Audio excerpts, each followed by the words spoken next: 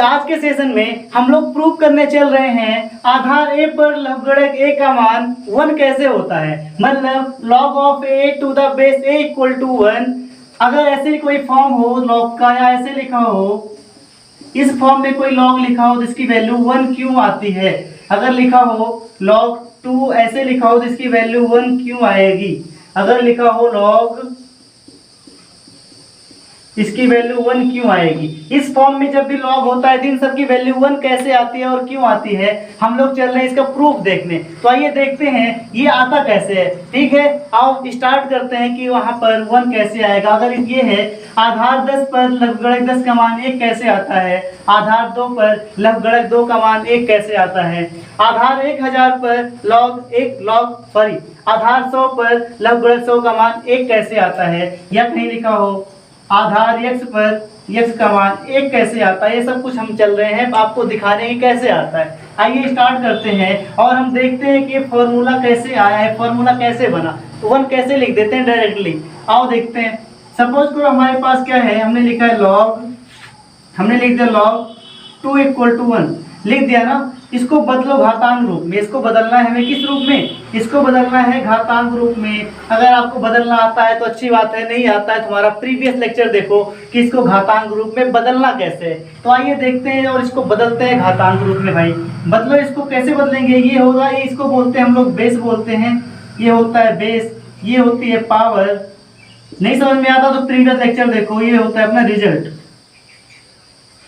समझ में आई बात। तो सबसे पहले लिखते हैं बेस, बेस लिखते हैं, बेस के ऊपर लगाते हैं पावर और इक्वल टू में आता है रिजल्ट। क्या लिखते हैं इक्वल टू में, रिजल्ट लिखते हैं। तो बेस कितना था अपना 2 था, पावर कितनी थी 1 थी, रिजल्ट कितना था 2 था। तो भाई 2 की घात 1 क्या आता है, 2 की घात 1 बराबर 2 की घात 1 बराबर 2 ही तो आता है। यही तो लिखा था, यही तो प्रूव करना था, यही तो प्रूव करना था, यही तो प्रूव करना था। मान लो कहीं पर लिखा हो, ऐसे लिखा हो कहीं पर log 10 इक्वल टू x लिखा हो। सपोज करो x फाइंड आउट करना है, x फाइंड आउट करना है। तो सबसे पहले इसको लिखो घातांक रूप में। ये इसको कैसे लिखते हैं ये जानो।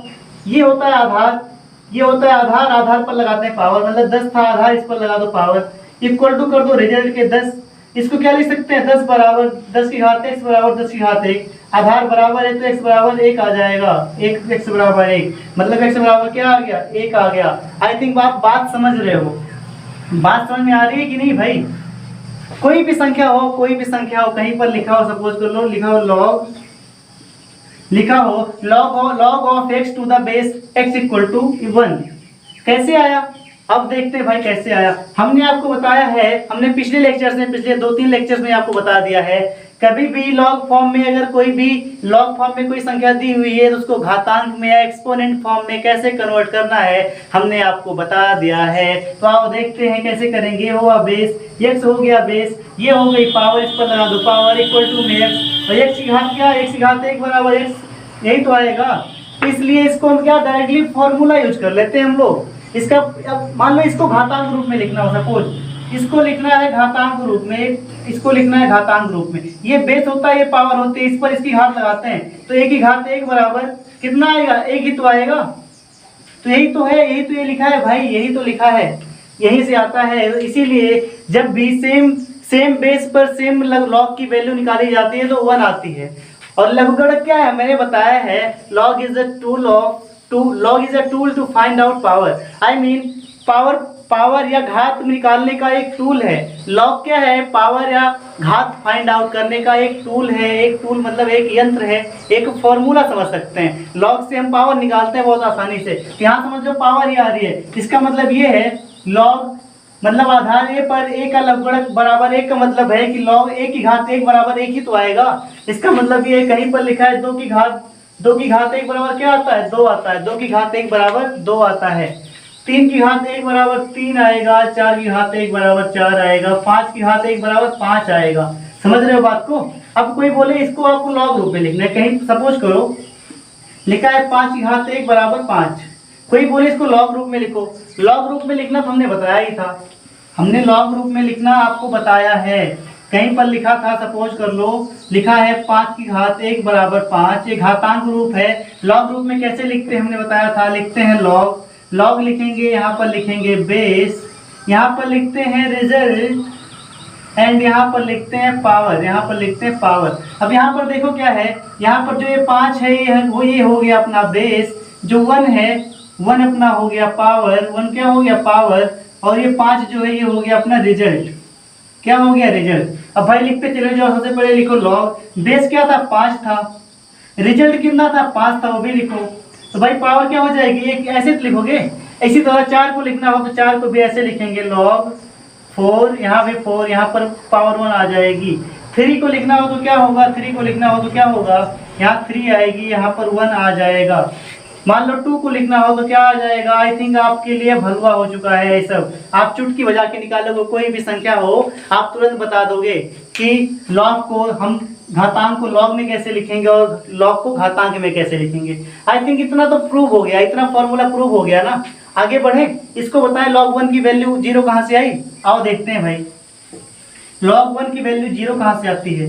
इतना एक बात तो दिमाग में घुसा लो, log क्या है, log घात निकालने का एक टूल है। log क्या है, पावर फाइंड आउट करने का एक टूल है। यहाँ से log, अगर आप log अच्छे से आता है तो यहाँ से हम पावर निकाल सकते हैं। देखो इसको हमने ऐसे लिख दिया, सपोज कर लो हमने ऐसे लिख दिया log, कोई भी नीचे बेस मान लो, अपने आप से बेस मान सकते हो, ऐसे लिखा है। अब मैं बोलूँ इसको लिखो घातांक रूप में, कैसे लिखना है इसको, घातांक रूप में लिखना है भाई। तो घातांक रूप में सबसे पहले बेस लिख, यहाँ क्या है, ये बेस है, ये क्या है भाई, ये बेस है, ये क्या है, ये पावर है, और ये क्या है, ये रिजल्ट है। एक क्या है भाई, एक रिजल्ट है। अब सबसे पहले हम क्या लिखते हैं, घातांक रूप में बेस लिखते हैं, बेस के ऊपर लगाते हैं पावर और इक्वल टू में लिखते हैं रिजल्ट। यही लिखा जाता है ना भाई। तो बेस क्या था अपना, बेस 1 था, पावर 0 थी, और कोई भी संख्या हो उसकी पावर 0 मतलब 1 आता है। यहाँ पर क्या आ जाएगा, 1 ही तो आएगा। और इसको अब देखो ये हमने कर दिया। अब सपोज करो ये तो हमने समझ लिया है ना। अब सपोज करो कहीं पर लिखा है, कहीं पर ऐसे लिखा होता है a to the power 0 equal to 1, a to the power 0 equal to 1। तो इसको हमें लॉग फॉर्म में करना है। ये कौन सा फॉर्म है, ये एक्सपोनेंट फॉर्म है। ये कौन सा फॉर्म है, एक्सपोनेंट फॉर्म है। एक्सपोनेंट मतलब घातांक रूप है ये। इसको बदलना है हमें लॉग रूप में। तो लॉग में कैसे बदलते हैं, ये देखो यहाँ पर सबसे पहले लिखते हैं लॉग, यहाँ नीचे लिखते हैं बेस, बेस कितना है, a है, पावर, उसके बाद क्या लिखते हैं, रिजल्ट लिखते हैं, रिजल्ट कितना है 1 है, उसके बाद इक्वल लगाते हैं, फिर लिखते हैं पावर, पावर कितना है 0 है। ये हो गया ना। और आप चाहो तो यहाँ पर आप ऐसे यहाँ पर भी लगा सकते हो। क्या या प्रूफ हो रहा है, दिख रहा है कि नहीं। थोड़ा सा और देखो भाई, थोड़ा सा और देखो, और देखो, देखना देखना देखना। यहाँ पर लिखा है 10 to the power 0 equal to क्या आएगा, 1 आएगा। इसको लिखो लॉग रूप में। इसको कैसे लिखना है, लॉग रूप में लिखो। तो कैसे लिखेंगे, हम सबसे पहले लॉग लिखेंगे, फिर यहाँ पर बेस लिखेंगे 10, उसके बाद रिजल्ट लिखते हैं 1, उसके बाद लिखते हैं क्या, पावर, पावर 0 थी, 0 लिख दिया। मतलब कोई भी संख्या हो, कोई भी संख्या हो, अगर किसी की संख्या की घात 0 है, किसी संख्या की घात 0 है, तो उसकी वैल्यू हमेशा कितनी आती है, 1 आती है। कोई भी संख्या हो, 100 की घात 0 बराबर 1, 1000 की घात 0 बराबर 1, 2 की घात 0 बराबर 1, 3 की घात 0 बराबर 1। कोई भी संख्या हो उसकी घात अगर 0 है तो 1 आएगा। और इसको लॉग में हम कैसे लिख देते हैं, लिख देते हैं a टू द पावर, मतलब आधार a पर लॉग 1 का मान 0 होता है। आधार a पर लॉग 1 का मान 0 होता है। कहीं पर ऐसे लिखा हो log 3 1 लिखकर 0 लिखा हो तो क्या समझ जाओगे। बोला जाए कि इसको किस फॉर्म में लिखो, बोल दिया जाए इसको घातांक रूप में लिखो, तो क्या लिखोगे, 3 की घात 0 बराबर 1। अगर यहाँ लिखा है, ये सूत्र था ना, आधार 1 पर लॉग 1 का मान, इसका मतलब आप तुरंत समझ जाओ, ये लिखा है 1 की घात 0 लिखा है, 1 की घात 0 लिखा है। समझ रहे हो बात को। अगर कहीं पर लिखा हो log 510 लिखा हो, मतलब बेस है, यहाँ लिखा जाएगा, तो आप तुरंत समझ जाना 5 की घात 0 लिखा है, 5 की घात 0 बराबर 1 होता है। कहीं पर ऐसे लिखा हो log 100 लिखा हो और यहाँ 1 लिखा हो इक्वल टू 0 लिखा हो, आप तुरंत समझ जाना घातांक रूप में कि 100 टू द पावर 0 लिखा है और इक्वल टू 1 होता है। आई थिंक ये सब कहाँ से आ रहा है, सब आपको कंक्लूजन समझ में आ रहा होगा। मैंने इतना एक्सरसाइज बता दी, इस पर आपको अच्छे समझ में आया होगा। अगर इतना बताने पर भी नहीं समझ में आता है तो आप प्लीज कमेंट सेक्शन में कमेंट करना, हम दूसरे वे में, इससे इजी वे में आपको समझाएंगे। मिलते हैं नेक्स्ट लेक्चर में कुछ ऐसे ही न्यू कॉन्सेप्ट के साथ।